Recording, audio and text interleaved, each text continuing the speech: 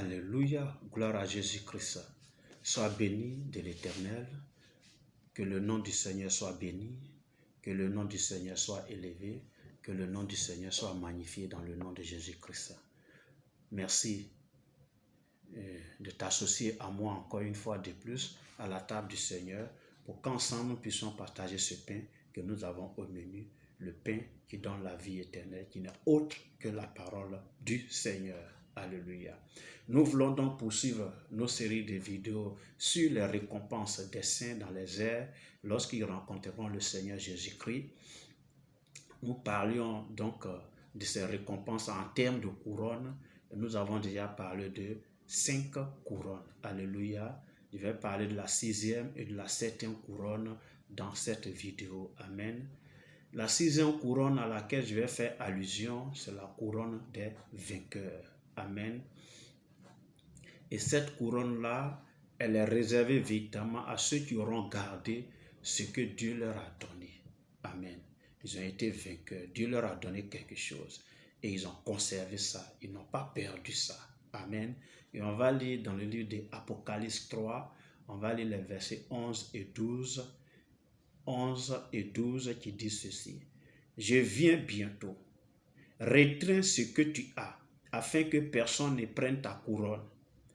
Celui qui vaincra, je ferai de lui une colonne dans le temple de Dieu, de mon Dieu, et il n'en sortira plus. J'écrirai sur lui le nom de mon Dieu et le nom de la ville de mon Dieu, la nouvelle Jérusalem, qui descend du ciel d'auprès de mon Dieu, et mon nom et mon nom nouveau. Je vais reprendre tout ça là tranquillement. Alléluia. Apocalypse 3, verset 11 à 12. Il dit, je viens bientôt. Retiens ce que tu as, afin que personne ne prenne ta couronne. Celui qui vaincra, je ferai de lui une colonne dans le temple de mon Dieu, et il n'en sortira plus. J'écrirai sur lui le nom de mon Dieu, et le nom de la ville de mon Dieu, de la nouvelle Jérusalem qui descend du ciel d'auprès de mon Dieu, et mon nom nouveau. Alléluia.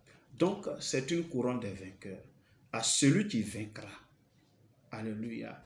Vous voyez, Dieu a mis entre nos mains des talents qu'on appelle souvent des dons spirituels.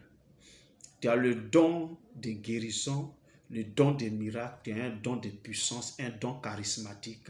Mais malheureusement, tu dors sur ce don-là. Alléluia. Amen, amen. Quand nous passons la Pentecôte, Dieu nous révèle vraiment les dons qu'il a mis en nous, les dons de parler en langue, les dons de prophétie, les dons de puissance, les dons de révélation, etc., etc. Et toi, tu as ces dons-là, tu as cette capacité surnaturelle en toi, mais tu dors là-dessus. Amen. Tu attristes à des moments le Saint-Esprit et ce don-là n'est plus exercé. Gloire à Jésus. C'est comme si on t'avait arraché ça. Mais ceux qui auront véritablement conservé ce don, qui auront fait bon usage de ce don et qui auront exercé ce don-là avec force et puissance, se laissant conduire par l'Esprit de Dieu, là, ceux-là auront été vainqueurs. Alléluia. Il dit à celui qui vaincra, je ferai de lui une colonne dans le temple de mon Dieu. Une colonne, c'est-à-dire un pilier important. Un pilier qui va supporter le temple de Dieu. Alléluia. Donc, ces dons-là, nous devons vraiment les exercer. Nous ne devons pas dormir sur ces dons-là. Nous devons utiliser ces dons-là. Alléluia. Parce que Dieu a mis en tes mains, n'est-ce pas? Dieu t'a donné quelque chose. Ce qu'il dit au verset, il dit, je viens bientôt. C'est-à-dire, Jésus vient bientôt. Il dit, retiens ce que tu as. Que personne ne te prenne ta couronne. Parce qu'en réalité, c'est une couronne. Le don que Dieu te donne, c'est une couronne. Et si tu ne t'y prends pas bien, cette couronne, on peut te l'arracher. Amen. On peut te l'arracher. Et si tu perds cette couronne-là, alors tu perds cette couronne des vainqueurs et tu ne seras plus cette colonne-là dans le temple de Dieu, ce pilier important dans le temple de Dieu. Alors, les dons que Dieu a mis en tes mains, exerce-les comme il se doit. Ne te laisse pas intimider, ne regarde pas ce que les gens vont dire, ne regarde pas ta capacité en réalité. Tu n'as pas demandé ça, c'est Dieu qui t'a donné. Il faut exercer cela. Et si tu le fais, alors le Seigneur permettra que tu aies cette couronne-là, la couronne des vainqueurs. Tu auras combattu. Oui, parce que le don te permet de combattre, parce que tu exerces dans le surnaturel. Quand tu as un don spirituel, tu travailles dans le surnaturel. Quand tu parles la langue, est-ce que toi-même tu entends ce que tu dis? Est-ce que tu comprends ce que tu dis? Non, c'est dans le spirituel que tu parles. Alléluia. Quand tu fais des révélations, est-ce que toi-même tu sais ce qui se passe? C'est Dieu qui te le montre, donc ça n'émane pas de Dieu. Dieu t'a donné un puissant don de guérison, un puissant don de délivrance. Ce n'est pas toi qui fais la délivrance, ce n'est pas toi qui fais la guérison, c'est l'Esprit de Dieu, la puissance de Dieu qui est en toi, qui exerce cela. Toi, tout ce qu'on te demande, dispose-toi et ne te retiens pas, mais travaille. Et le Seigneur fait le reste. Mais toi, tu as peur. Toi, la crainte t'a envahi, le doute t'a envahi. Ce don-là, Dieu va te l'arracher et cette couronne-là, tu vas la perdre. J'ai prié que Dieu te donne la capacité à comprendre ces choses et à retenir ce qu'il t'a donné et que personne ne te l'arrache. Parce que c'est une couronne des vainqueurs. Sois vainqueur au nom de Jésus-Christ. L'autre couronne dont je vais parler, c'est un peu la couronne des martyrs. Alléluia. Apocalypse chapitre 2, Apocalypse chapitre 2, le verset 10 nous dit ceci. Ne crains pas ce que tu vas souffrir. Voici le diable jettera quelques-uns d'entre vous en prison, afin que vous soyez éprouvés. Et vous aurez une tribulation de 10 jours. Sois fidèle jusqu'à la mort, et je te donnerai la couronne de vie. Alléluia. Cette couronne ressemble un peu à la couronne des martyrs. À la couronne de vie, la couronne des martyrs, c'est un peu la même chose. Alléluia. Donc c'est une couronne qui, je vais dire qu'elle est pour ceux-là qui sont morts martyrs pour le Seigneur. Ils sont morts martyrs à cause de la parole de Dieu. Ils n'ont pas eu peur de proclamer l'évangile, malgré qu'on leur interdisait de faire cela, malgré que l'environnement était hostile à cela. Ils ont œuvré, ils ont proclamé et pour cela on les a tués. À cause du nom du Seigneur Jésus-Christ, ils ont perdu la vie. C'est des martyrs, comme Étienne par exemple, qui a été lapidé à cause de la parole de Dieu. Amen. Et les apôtres qui sont morts tous martyrs à cause de la parole de Dieu, à cause du Seigneur, ils ont perdu leur vie. C'est de ça qu'il est question. Et parmi nos contemporains, beaucoup meurent aujourd'hui à cause du Seigneur. Beaucoup perdent la vie ici-bas à cause du Seigneur. Et Dieu dit que celui qui perdra sa vie à cause de moi la gagnera. Alléluia. C'est la couronne véritablement du martyr. Tu as été martyr pour le Seigneur. Tu as été martyr pour la parole de Dieu. Cette couronne-là t'est réservée. Tu as payé de ta vie. Tu as payé de ta vie à cause de la parole de Dieu. À cause du Seigneur, tu as payé de ta vie. Tu as payé le prix de ta vie. Cette couronne-là t'est réservée. Alléluia. Gloire à Jésus-Christ. Et donc, voici la 7e couronne.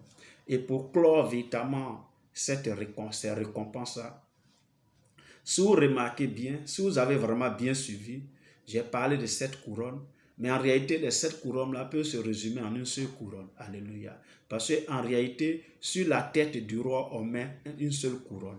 On ne met pas plusieurs couronnes. On met une seule couronne. Alléluia. Donc sur la tête d'une princesse, sur la tête d'un prince, c'est une seule couronne, on ne peut que mettre là. Amen, amen. Gloire à Jésus-Christ. Et donc, cette couronne-là concerne véritablement tous ceux-là qui aiment Dieu.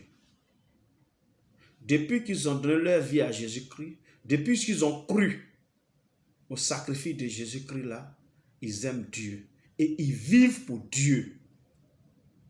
Leur vie n'a plus la raison d'être. Dieu d'abord dans leur vie.